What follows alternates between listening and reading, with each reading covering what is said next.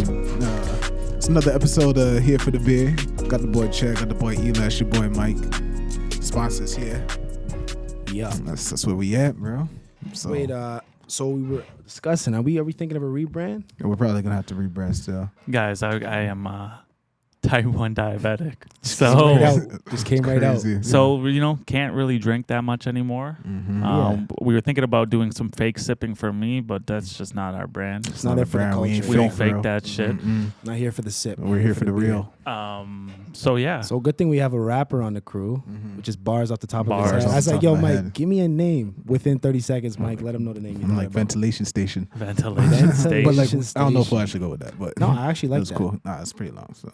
Ventilation station, bro. That Yeah, rolls off the tongue. That's something you could put on a t-shirt. It could put it on a t-shirt. Think so. about the That's a long, it's like, that's two No. lines. You want 2 lines on a t-shirt? It's VS, bro. Vent ST. Adidas, ventilation ST. station. VS, okay. Yeah, all right. yeah. VS. Yeah. Okay, perfect. We have a name. Maybe, potentially. Okay. Let us know what you guys think. There you go. Ventilation station. What else? So, like, is it hard That's to, all I like, could really think of. because I know on Instagram you could just, like, change the name, but then if you're on YouTube and all that stuff, like, do we have I to, think like, it's easy. you could just change the name as well, I actually right? don't know, but I think I it's have no easy. idea. Let's I don't think it'll be AI hard. can No, come because we up want with to a make sure our couple names. subscribers Yeah, very are true, too. still around with us. You know what I mean? You can rely on artificial intelligence. Yeah, I did Maybe that. AI I can did have a that. name for I us. did that. Be like, yo, Well, there's what'd 3 they say? guys that I don't did it drink beers for. anymore. I'm gonna try and make a golf channel. Mm-hmm.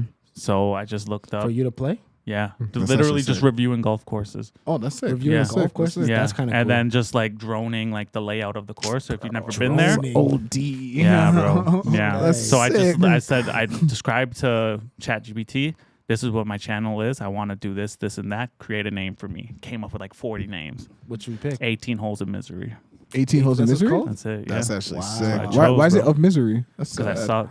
Oh, that's you know? funny. That's funny. So- That's good. That's But actually good. that's the thing about golf. That's You good. suck. You hit one good shot and it brings you right back. Bro. Yeah, it's worth it. It's like gambling. Took my addictions. life, bro. Yeah. Took my life. That's it. Yeah, that's actually a cool name. Yeah, So, bro. yeah, Holes of 18 holes of misery. Yeah, That's I wish actually you guys sick. played, bro, because it would be sick, man. You can teach me, bro. Yeah, Tell me the yeah. best courses. I'll Bro, watch you. it's Yeah, I'll dope. find out the good It's courses. dope, huh? man. It's dope. Do you say the price in the courses too? Yeah, it'll be basically 10 things, and then out of 10 for each thing, and then you get a score out of 100. Where are you doing? You just doing Canada or are you doing everywhere? The goal would be everywhere, but Yeah, start that's with lit. just obviously every single week, go to one course, review it. That's nice, That's bro. dope. That's They should actually start sponsoring sick. you. I might release this. Literally, free We'll runs. probably release this maybe in a while before I get my first 2 videos up, That's fair. so no one steals Yeah, that so you shit. can put That's fair. And the But name yeah. too. here, yeah. Copyright it. that. Put So on Mike's writing it shirt. down. Yeah, actually, I'll sponsor that. Yeah, Mike Yeah, shirt. bro. We can You know what I mean? sponsor that. I got a blank. I'll give it to you for free. Yeah, I got you. I'm We ta- friends. We friends. You know, Yeah, so that's expensive. These guys a big gift. bro. You know, Yo. That's a lot. That's Bro, expensive real That's estate, the bro, love bro. I already there, have like bro. the logo plan out, everything, Really? bro. Did you use ChatGPT for the logo Businessman. too, or? No, but I'm gonna pay someone on Fiverr to make the logo Yeah, and that's- then an that's what I do. animation like for the beginning. But it's gonna be, you know. Yeah, Yo, it's actually Yeah. kind of cool to do things you love like that. If you actually are into That's golf, what I'm saying. it's not gonna feel like Yeah. you're working. You're just playing golf. Exactly. Are you Bro, gonna those go are like the solo? 2 things you love. Like I want no one golfs, bro. I want Your because like whole the way to family do golfs. it is like Yeah. I've seen people do it where you have 4 people and then you play as one. So like What? if you have 4 people, everyone hits the same shot. So you all take a tee shot. We take the best one shot. Then we all play from that shot. Best ball. Then we play from the next shot. And then you end up shooting like par, Oh, right? yeah, because yeah. you're taking the best shot every time. Putts one shot, everyone. So So you're on the same team. all on the same. You're scoring as one basically. So like cool. if you suck, you might not get your shot used all the time, but you come clutch that one time. And that's all that matters. That's all that matters, And then bro. you come in. So yeah, bro. It's a good But yeah, idea. solo. That's actually a really Let it good blow idea. up. So that's like the 2, your golf and videography, like your 2 favorite things. Yeah, one. bro. Shit. Literally. You're figuring it out. That's a man. win. Literally, That's bro. a win right there, bro. Yeah, man. So stay tuned for that. I got a what you- thought-provoking question for y'all. Okay. Let's do it, bro. Mm-hmm. Here for the beer, First, ventilation I got a station. thought-provoking question. Had to whatever look you it up. call I just want to say it right. I want to use the right words, Okay. so I generate the right thought process. Okay. When you say it like that, damn. So this can go with a wide variety, and I want you to take it how you take it. Mm-hmm. Do you think crying is a sign of weakness or strength? Crying is a sign of weakness or strength. That's recording over there, right? Yep. Yeah. Okay. What do you think? What the hell? What's with this question master answers the questions, bro? It's tough to say, bro, because like literally, I can't tell you a time that I remember that I've cried. in a long, and like I don't know why, like someone will pass away and like I literally can't cry. So I don't know, like the weirdest thing made me cry last, I guess. Like literally I was like there's something about like special needs people that really triggers me. I don't know why. Ever since I was a kid, it's always like messed with me. So the last real time that I can remember was, bro, I was driving back from Arizona and we were in a restaurant and there was just a special needs person in there. And I don't know why, bro. We were driving away and I just couldn't stop thinking like, yo, like I wish he could have like my life and experience the things that I get to experience, right? But even though they don't like know anything other than that, so like I was told like probably don't think like that because what they know makes them happy and that's all it is. But bro, I don't know why. But I feel you on that. Like I want to get in on that topic later, like the quality of life of special needs people, right? And like our perspective versus their lived reality. That's actually a really interesting topic. Versus their why did reality. it make you cry though? Did you have like some pent up stuff and it was just like your outlet? No, bro. There's just something about ever since I was a little kid, bro. Like I can even remember I was at an amusement park once and like I was literally like 6 or something and like there was a special needs person riding one of the roller coasters. Everyone's having so much fun. And like I don't know why. He was just there. Into it? No. And like I don't know why it just really Did they prep him for the roller coaster? Like tell him he's going on a roller coaster? I don't know, they just man. sat him, I don't know, but like and let bro go? It just always really like I don't know, messes with me like bad. I don't know why. And it's just, well, you're empathetic. Yeah, I guess. You're I don't know. empathetic But like person. there's other things like, bro, that should make me cry, and I don't cry. I never do. Do you think you crying is dependent on who you're around? Like maybe you're driving with that, driving by and saw that special needs person by yourself, so you felt comfortable to cry. But versus, say for example, your wife's crying about something, you can't also cry with her. Yeah. Or your mom's crying about something, you can't also cry with her. You kind of have to be that person that's a little more I would think put maybe together in the moment. But like I literally just can't cry. Like for things that should be making me cry. And Have you I just ever cried don't. from like an injury when you're like a younger? No, I don't think so. No, Not that I can remember. hard Yeah. body. Bro, and it's not even like I'll think to myself like, bro, you should probably be, and then it makes me not cry even more because it's like, yo, you should put like, I'm not gonna force myself to like cry. That's pretty trash. That's That's pretty super trash. trash. But yeah, like I definitely don't think it makes you less, let's say, manly to show emotion and cry. But I guess there is like a place in society where men have to be somewhat strong. And if, like you said there, if Maria's crying, someone needs to be strong and like temper, the emotions and think logically. Because when you're like, crying, you're not probably thinking the most logically or, Yeah, for sure. So maybe that has something to do with it. But like, yeah, it just can't, bro. I think like with crying, it's like you're kind of emotionally overwhelmed. Yeah. So like I want to play devil's advocate, kind of hear what you guys say, and then just be the question master and just like go at it just for the sake of argument.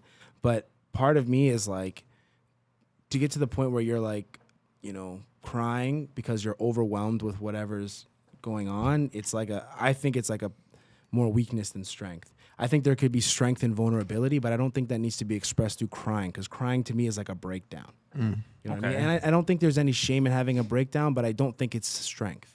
Okay. You know what I mean? It could be a moment of weakness, but there's no problem in having a moment of weakness. I don't think anyone is invincible to moments of weakness. We've all had them. But I don't think it should be celebrated as a strength, because I don't, in my personal opinion. Did crying become like a bad thing to do? Well, I think it's a in my mind, like there's like a biological factor, like it differentiates us from babies, because babies cry impulsively because they lack ability to communicate. So what causes, like, exactly, like we come out the womb and like babies are like crying. So crying is such a natural thing for us as humans. But then all of a sudden it's like, oh, you're crying? Oh my gosh. Yeah. When did crying become a bad thing? When did we like dehumanize someone that cries because of what they're going through? When did crying become like a sign of weakness rather than just like a natural sign of human like laughing or like? I think it's I think it's more like a while ago when like dads, you know, that was what they taught, you know, because they went through imagine growing up and living through World War I, World War II, and then you have a kid crying over spilled milk, and it's like, bro, you don't even understand what I went through. Stop crying, be a man. You have to grow up and become a man. And now even today, women are trying not to cry as much because that's a woman thing, and they don't want to be like attached to being, you know, like being strong is not crying essentially, right? So I think it's definitely something that happened a while ago, and it was like brainwashed into men especially that, you know, if you're crying, you're weak.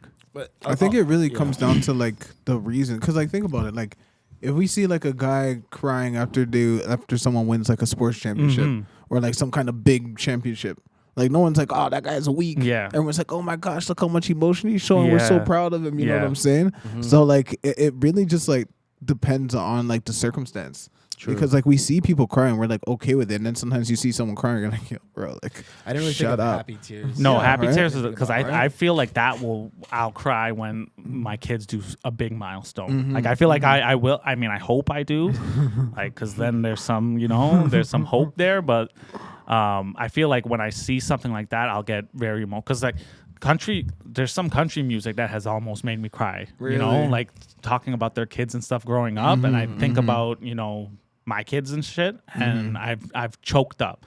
Haven't gotten there yet, but like I have felt it coming. So I feel like when I do see my kids do something big, something will happen. Something will happen there. Well, I feel like I've definitely cried. I think I'm not as like resilient as you. Yeah, like, it's not resilient though. It's just like no, but I'm saying like dead inside. Like I have cried. That's deep. Well, you're not dead inside because you could look at someone who's not experiencing quality of life and feel empathy for them, right? Like you have the emotion, you just don't express it in that way. And I think that's a sign of strength, to feel the feelings without having to have a breakdown about them. Right. But I'm personally not like I cry. When did you cry last? I don't know. It's probably something like girlfriend related, bro. Like maybe not like so much. Oh, you know when I remember like the last time I cried, I got into a car accident, and this is low. I don't even know if I told people about this, but I got into a bad car accident. I was okay, but I was hit by a cement truck, and it clipped me, and then that cement truck flipped over the median, and the guy was in really rough shape, and I went in to try and help and did what I could. And the adrenaline was so high that person, I'm not sure how they turned out, but they were pretty tangled up in the car, and they had to get extricated. And, you know, my car was whatever. It was an old car, and just the bumper and lights were up. It was a write-off. But why I cried was not in the moment, but it was because I went home, and, you know, I was in the shower, and I didn't know how to calm down. And then I was fine that night, and I was so anxious that the next day I was talking to my friend on the phone, and I was getting choked up thinking that I could have either been paralyzed or died. And I feel like I feel like I've lived a good life fun-wise, but I feel like my accomplishments aren't there yet. And I was like, I'm just not ready to be done with life. And I think just him being so supportive, I had that feeling of like I could be vulnerable right now. But I don't think me crying necessarily was a sign of strength. I think that was a sign of me being overwhelmed. I think it was a lot for me to process, and because I've been involved in emergency situations before, I didn't get overwhelmed in the moment, but it was the first time I really reflected on being in a dangerous situation, and I was overwhelmed. So I think if I had a better way of expressing it, communicating it, or whatever, I don't think I would have had to resort to crying. But I wasn't like bawling my eyes out. I was like, I almost felt like shame for crying. Though like I hung up, I'm like, all right, bro. Because I didn't want to cry on the phone with him. And I just sat in the car for a second. I was just like having a moment. I'm tearing up, and I'm like you're good. Why are you crying? Like this is like a second chance at life. Maybe it was happy tears, right? But like this is like a year ago now, right? But like I'm never like a why me kind of cry. You know, it's usually just like sometimes you're just frustrating, and it's like a tear falls, and you're like, why am I crying? And you almost feel mad at yourself, like. There's nothing to cry about. You know what I mean? But that was a pretty traumatic situation. But the reason it made me cry was that I was like out of it now, and the adrenaline went down, my anxieties went down, and I was like, I could have been that guy very easily, and I could have been in a wheelchair right now. Yeah, you know what I mean? And like I've lived a good life. I do things, I travel, I do all that kind of cool stuff. But there's still so much life to live, right? Like so, I felt emotional about that, but.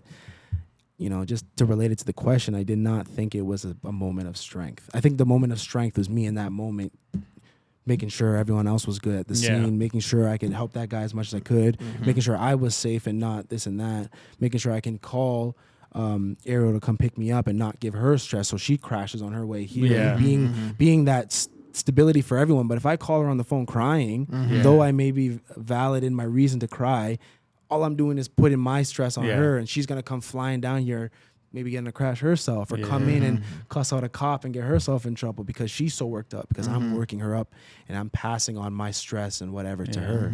But I think the actual strength is being able to hold it down in the moment. I think we've evolved into being like men more often have evolved into being those people that in the moment you don't have the luxury of crying. Right? Do you think that's... Or maybe, go ahead. I was gonna say, or maybe like to an extent, we feel like we have to like hold down our sadness and our tears to protect those and like to protect those around us, and we're not really giving credit to those around us. Because like, for example, like you say, like the Ariel situation, so we'll just use that. Like you're like, I wouldn't want to like call her and cry and show him like I'm in distress, because then for all I know, like she might like end up like speeding down there and cussing off a police officer and maybe getting an accident. It's like you're still trying to protect her, so you're still trying to stay strong. Where it's like, for all you know, like she'll still like calmly just get to you and you know come hug you and be like, yo, it's okay. Like, but it's like we're kind of like trying to protect others even at a time where we feel like we emotionally, but like, again, that's kind of the root question: is me feeling the need to be protected strength? Is you feeling the need because to if I call someone crying, essentially I'm looking to be comforted or rescued or something like that. Maybe you're just sad, but you also are in a situation where you need help.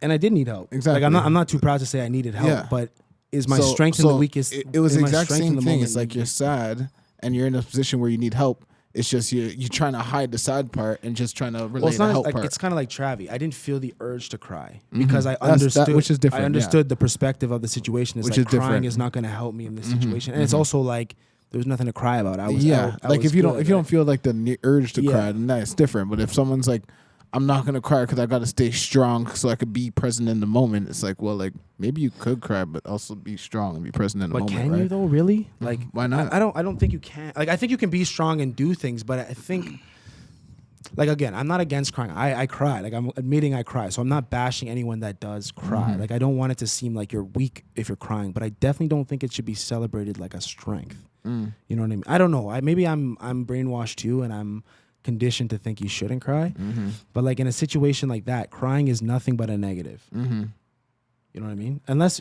you're just relieving yourself because you're overwhelmed, and then that's what it is. You're overwhelmed, which is a negative word. How much of that do you think like has to play with the whole men's like mental health situation where you hold so much in and you don't like express your feelings enough, and then one day you just blow up? I think that's part. Huge. Yeah, and I think in that sense, it is more about finding healthy ways of expression. And if for you, again, like I don't want, our conversations are very general. So for you, crying is a positive thing and a strength. Like I would never be the one to be like, you're soft or you're anything about who you are, right? That's your way. But in my mind, in my world, that's kind of how I see it, right? So in the sense of mental health, I think you need a healthy outlet. And if that's crying, sure. If that's working out, if that's talking about your feelings, if that's being strong for everyone else so you don't have to deal with your feelings until you're in a safe environment like I was sitting in my car, parked wherever, right? If that's your way, that's your way. But I think men's mental health is addressed, given my background, I think men's mental health is addressed as if it's women's mental health. Where it's like, I need you to sit there, talk about your feelings and this and that. And I'm not going to give you solutions. I'm more just going to listen to you and be there for you. And it's like a lot of men maybe, like say you're a logical thinker, which, you know, I'm not generalizing, but a good amount of men are. If you're a logical thinker, you want solution-based therapy. So you want, and you know, they offer that too. I'm not saying they don't offer that. But you got to specifically find someone that's like, okay, I have a drinking problem. What can I do? You said you saw a therapist before, right? Yeah, but I didn't enjoy the experience. Was it a woman or a man? It was a woman. That's an issue. I had a hard time. That's an issue. I had a hard time. Men need to speak to other men if you're seeing a therapist. I agree. Because they have like not exclusively, but at least a woman that truly understands men's issues. But like it's so tough, right? It's tough for that perspective unless you've lived through it. Like we're different. We're different. They're different. You know what's interesting? I rather if one in those situations speak to a woman. Interesting enough, because like it's nice to have like a different perspective. Yeah, you know. But how can you talk about your issues and expect someone to understand them if they haven't been through the same issues? It's fair. I just feel like with males or with us guys, like sometimes we're so like we don't think we don't really understand emotions to an extent. And I get it, like if someone's like a therapist and they have a degree, like they should, but like even like think about like that's the path that you would end up going through your career. That's the path that I would end up like. So I would be that person in the chair trying. It's like I understand the theory of it, but at the same time, my mind says like, "Yo, I'm gonna fuck over it. Let's move forward." Right? Yeah. So it's like, but that's what some people need. So it is true. That is what some people need, and that's why I say I like talking to females because it's like, yo, I like having a conversation with someone that's been connected with their emotions the whole time to get a whole different perspective of emotions, rather than it's always just like, you know, but of course we're gonna figure out a solution. I think that's valid for non-trained people. Like I think if we're talking about the average man and average woman, you're gonna have a lot more intimate conversation with the woman. But if they're both trained individuals, they generally have demeanor and just like their view of the world is a lot more 100. Like if you're a black middle-aged guy and you're seeing an older white woman, how much similarities do you think you're actually gonna have, and how is she gonna understand what you're going? This is true. You know what I mean? This is true. And it's not to say that she can't understand you on some level, but she can't understand, for example, like remember when we were talking about who you compare yourself to, the guy with black dreads. She's like, go into the office and be confident. And it's like, yeah, I am confident. You don't have the predispositions. This is true. This is true. But it doesn't mean she can't do a good job for you. It doesn't mean she can't provide you with service. I guess it would depend on what you're looking for at the same time. Exactly. It would depend on what you're looking for. If you just want to vent, but if you're trying to actually like get through some issues and stuff, it'd probably be better to go with someone that's similar. You can vent to anybody. But that's the whole point of the therapist. The ventilation. You can vent to us. Call us and vent to us. You might get hung up on it. You start crying. That was like play it up. That was the other thing though, that we're like emotions themselves. Like we're never really taught from a young age how to deal with, like, two things we're not taught: finances and emotions. And like they're the two things that literally are the most important within our society and our life and our day to day.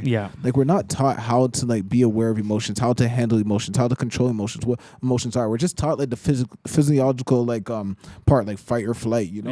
That's cool, we get it, but like how to deal and cope. And we get taught like the stages of grief, you know, but no one actually teaches like how to deal with emotions themselves when people are going through certain situations, because I think it's happy or sad, right? A subjective thing, right? And I think emotions take such a level of maturity to even address and be aware of that. It's hard to teach. Like I agree that it's a subjective thing. I think at the same time though, like there could be processes to teach of how to be aware of our own. Like being aware of our own emotions there's an objective way to do it, you know? I agree. Now, like how we handle it and deal with it, yes, it's very subjective. At that point, we need different tools and ways, like, you know, to be able, so it's like kind of give me like 10 different ways and I could try which one fits me the most. But like this is how I can acknowledge, okay, I'm feeling sadness, I'm feeling anger, I'm feeling happiness. Okay, what are the tools to do? Yeah, exactly. Simple things like just being aware of it, right? And that's not something that we're really taught, right? We're just putting time out, suspended or expelled whenever we do something bad. Do you know why you're suspended? Well, I got upset. Okay, well, don't get upset again. Well, exactly. What the heck? Exactly. Like, you know, right? And I think when you start like with a really young person, you build like a foundation of it, so they can just be aware of themselves through every phase of life. And then it's like we don't have to have these conversations whether crying is weakness or a strength.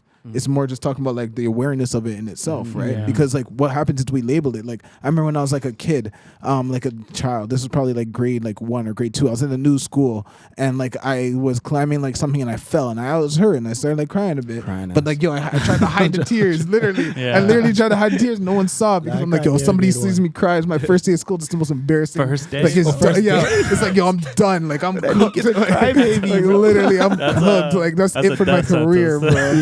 You know what I mean? That's too early to cry. Like, yo, and then I remember like when I started playing football, like my first like 2 weeks of football, like I literally used to cry every day when I came home. Me too. To the point that my mom's like, yo, if you come home crying again, I'm taking you out of sport. And then obviously like I never did. I just kind of figured it out. But it's like, you know, like I wasn't crying because I was sad or hurt. I was crying because I was so frustrated that I've been playing like soccer, these sports. I kind of have something. And now I'm playing football and I can barely tackle this guy because I don't understand how to form tackle properly. But that's just a lack of ability to communicate. But at no point, exactly, and that's a very good point. So like at a certain point, it's like if we understand our emotions, it might just be like, I'm not crying because I'm sad or I'm hurt.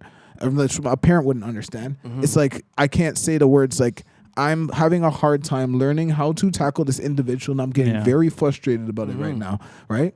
So it's like that's a really valid point. Like just being able to communicate the emotions in themselves. Weakness, because I think that's what differentiates from us from a 5-year-old. Because the 5-year-old only or a baby has like, I'm crying because I'm scared, I'm crying because I'm hungry, I'm crying because I'm tired. Is it weakness or it's just like us not being able to learn or get taught how to be aware of what's actually causing the root of the sadness? I think those are synonymous. Or not being able to express it. I think a lack of knowledge and a lack of maturity. But someone's not weak if they have a lack of knowledge. But it is weak if you know that something's going on and you choose not to try and fix it. I agree. So if somebody's crying and they just want to sit still and cry for like, let's say 2 weeks straight. Right.